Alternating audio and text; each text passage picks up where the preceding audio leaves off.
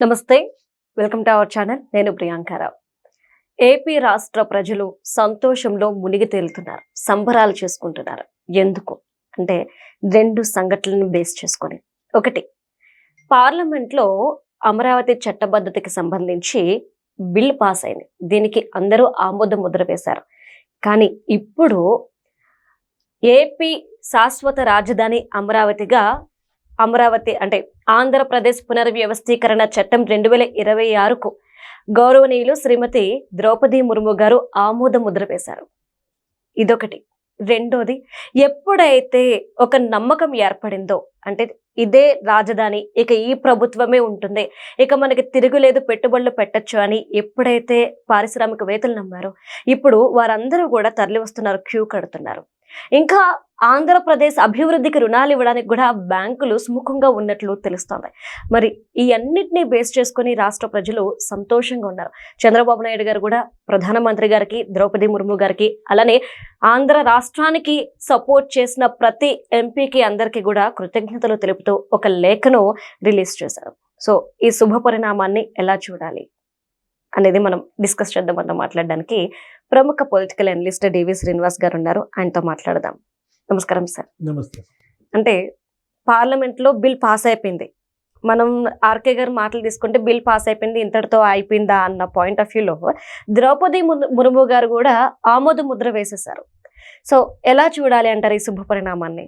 Parliament, Rashtrapati Bhavan, ఇన్ని బిల్లులు, ఇన్ని చట్టాలు, ఆమోదం, గెజెట్ నోటిఫికేషన్, ఏ బిల్లు విషయంలో కానీ, ఏ చట్టం విషయంలో కానీ ఇంత ప్రాధాన్యత, ఇంత స్పీడ్గా, శరవేగంగా చేయటం అనేది ఇదే ఫస్ట్ టైం. అంటే ఈ తీర్మానం చేసింది ఎప్పుడు? 28వ తారీఖు. 28వ తారీఖు ఆంధ్రప్రదేశ్ అసెంబ్లీ అమరావతి చట్టబద్ధతపై తీర్మానం చేసింది. వెంటనే నీకు అది కాస్త లోక్సభకు పంపించారు, కేంద్రానికి పంపించారు. కేంద్ర కేబినెట్ దాన్ని ఆమోదించి లోక్సభకు పంపింది. ఏప్రిల్ 1న లోక్సభలో ఆమోదం, ఏప్రిల్ 2న మరి రాజ్యసభలో ఆమోదం, ఏప్రిల్ 6న గెజెట్ నోటిఫికేషన్, రాష్ట్రపతి రబ్బర్ స్టాంప్, అమరావతికి చట్టబద్ధత. మొత్తం ప్రపంచవ్యాప్తంగా ఉన్న తెలుగు వాళ్ళంతా ఒక పండుగ. ఎందుకంటే అడ్రస్ లేని ఆంధ్రులుగా, కేర్ ఆఫ్ అడ్రస్ ఏంటి, ఇవాళ ఈ రాష్ట్రపతి ఇచ్చినటువంటి గెజెట్ ద్వారా ఆంధ్రప్రదేశ్కి ఒక రాజధాని. గతంలో నవ్వుల పాలయ్యారు, అవమానాల పాలయ్యారు. అసలు చాలా ఒక ఏంటి దీన్ని ఏమనాలి మనం, అటు చెన్నై, అటు మద్రాసు రాష్ట్రం నుంచి ఆంధ్రప్రదేశ్ విడిపోయి రావడం, భాషా ప్రయుక్త రాష్ట్రాలు కర్నూలులో పెట్టడం, అప్పుడేంటి ఆంధ్ర రాష్ట్రంగా. అంతకుముందేమో మద్రాసు మన రాజధాని అనుకున్నాం. రాష్ట్ర విభజన జరిగిన తర్వాత భాషా ప్రయుక్త రాష్ట్రాల కింద కర్నూలు రాజధాని అనుకున్నాం. టెంట్ల కింద నడిపారు ఒక 3 ఏళ్ళు. ఆ తర్వాత ఏంటి, ఆంధ్రప్రదేశ్ ఏర్పాటు. ఇక్కడ ఉన్నటువంటి నైజాం సంస్థానము, లేకపోతే హైదరాబాద్ ప్రావిన్స్, ఇది కలిపి ఆంధ్రప్రదేశ్గా తెలుగు వాళ్ళందరూ ఒక రాష్ట్రంగా హైదరాబాద్కు వచ్చారు. హైదరాబాద్ మనం చూసాం, ఒక 56 ఏళ్ళు నడిచింది ఉమ్మడి రాష్ట్రము, రాజధానిగా. ఆ తర్వాత ఇక తెలంగాణ ఉద్యమం, రోడ్డుపైకి నెట్టారు, కట్టుబట్టలతో మనల్ని నెట్టేశారన్న అవమానం, ఆవేదన. అమరావతి రాజధానిగా అక్కడ చంద్రబాబు ప్రకటన. 2014-19 బ్రహ్మాండంగా పనులు ముమ్మరంగా సాగుతున్నాయి. జగన్మోహన్ రెడ్డి కూడా స్వాగతించాడు అప్పట్లో. అట్లాంటిది జగన్మోహన్ రెడ్డి సీఎం అయ్యాడు.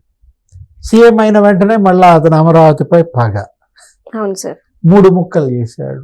విశాఖపట్నం ఒక రాజధాని అంటాడు, కర్నూలు ఇంకో రాజధాని అంటాడు, అమరావతిలో ఏదో శాసన రాజధాని అన్నాడు. అవును. అసలు మొత్తం వాళ్ళు 1631 రోజులు దీక్షలు, ధర్నాలు, మొక్కులు, న్యాయస్థానం, దేవస్థానం, వాటి మొర ఆలకించిందో లేదో కానీ భారత పార్లమెంట్ ఆలకించింది. ఇప్పుడు రాష్ట్రపతి భవన్ ఇవాళ ఆలకించింది. షంషేర్గా చెప్పుకోవచ్చు ప్రతి ఆంధ్రుడు, ఏమని, నా రాజధాని అమరావతి, ఇక దీన్ని ఎవరు కదల్చలేరు.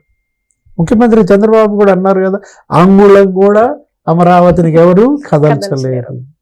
అంటే దేశం మొత్తం ఇవాళ సంఘీభావంగా నిలబడి అవును 49 పార్టీలు అంట, అటు లోక్సభలో ఇటు రాజ్యసభలో. ఎందుకంటే జరిగిందంతా దారుణం, అవును సార్. దురాగతం, అరాచకం. ఒక క్యాపిటల్ని పురిట్లోనే చంపేయాలని జగన్మోహన్ రెడ్డి ప్రయత్నం. మనకదేదో పురాణాల్లోనో లేకపోతే మహాభారతంలో కృష్ణుడు ఏది బాల్యంలోనే కృష్ణుడిని చంపేయడం కోసం కంసమామ రాక్షసుల్ని పంపటం, ఏదో పూతనని. ఇప్పుడు సీన్ రిపీట్ అయిందంట. అయినా వాళ్ళందరినీ ఆ రాక్షసుల్ని చంపి మరి కృష్ణ పరమాత్మ విశ్వరూపం. ఇవాళ అమరావతి విశ్వరూపంగా దీన్ని చూడాలా.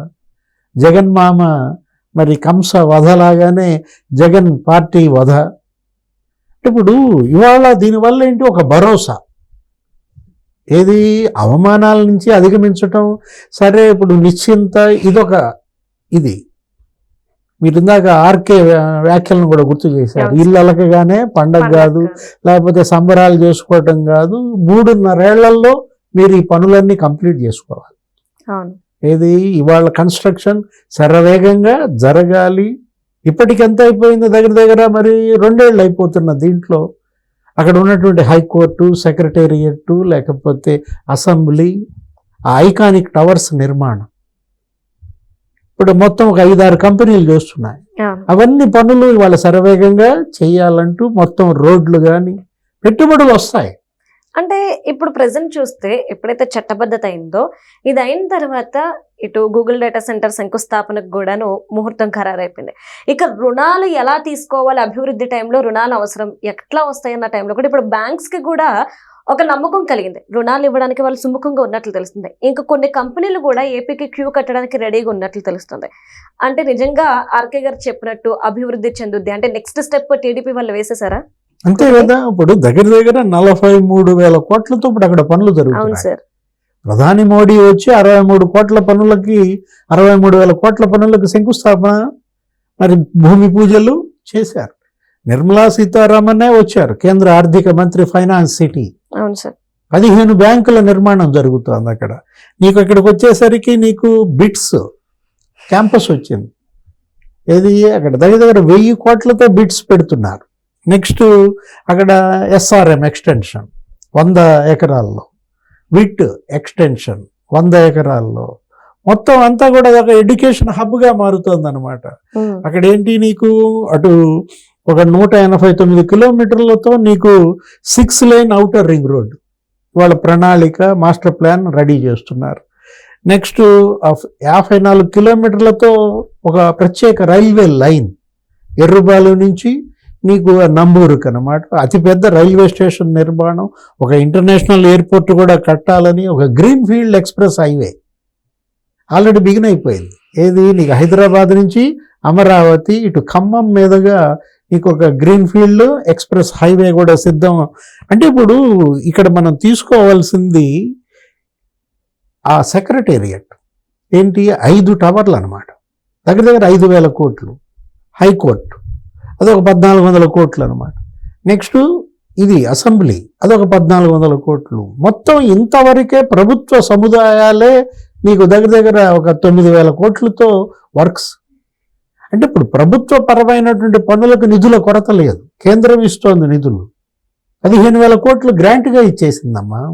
నెక్స్ట్ నాబార్డ్ నుంచి, ఏడీబీ నుంచి, మొత్తం అసలు ప్రపంచ బ్యాంకు, వరల్డ్ బ్యాంక్ కూడా రుణం ఇచ్చినటువంటి దీంట్లో నిధులు పుష్కలంగా ఉన్నాయి. ఇది ఒక ఛాలెంజ్గా తీసుకోవాలి, పనులు శరవేగంగా పూర్తి చేయాలి. ఆ క్వాంటమ్ వ్యాలీ మొన్న 50 ఎకరాల్లో దానికి కూడా శంకుస్థాపన చేశారు. అంటే ఇప్పుడు ఇంకా ప్రైవేట్ కంపెనీలు, పారిశ్రామికవేత్తలు జగన్మోహన్ రెడ్డి భయపెట్టాడు. అవన్నీ పారిపోయినటువంటి పరిస్థితుల్లో ఇప్పుడు ఈ చట్టబద్ధత వాళ్ళందరికీ ఒక భరోసా. పారిశ్రామికవేత్తలంతా ఇప్పుడు అమరావతికి క్యూ కట్టేటువంటి పరిస్థితి ఉందన్నమాట. మొత్తం అటు ఫైనాన్స్ సిటీ, ఇటు స్పోర్ట్స్ సిటీ, నెక్స్ట్ ఈ అడ్మినిస్ట్రేషన్ సిటీ, నవనగరాల నిర్మాణం అక్కడ కంప్లీట్ అవ్వాలి. ప్రజలు కోరుకున్న రాజధానిగా అమరావతి ఏర్పడాలి. అప్పుడు చేసుకోవాలి ఈ సంబరాలు, ఈ ఉత్సవాలు. పనుల పండుగ ప్రస్తుతం జరుగుతోంది, ఉపాధి పండుగ. అటు బ్రహ్మాండంగా పనులు ముమ్మరంగా సాగుతున్నాయి, ఇటు ఉపాధి ఏర్పడుతోంది, ప్రభుత్వానికి కూడా పన్ను రూపంలో రాబడి వస్తుంది. ఇది ఇవాళ ప్రజలు కోరుకున్నది. మొన్నటి ప్రజా తీర్పు ఇవాళ మరి కేంద్ర ప్రభుత్వం, అటు మోడీ ఇటు చంద్రబాబు, నమో రైట్. నరేంద్ర మోడీ, నెక్స్ట్ ఎవరైనా నాయుడు మోడీ తడాకానా. Right right. Thank you so much sir. నమస్తే.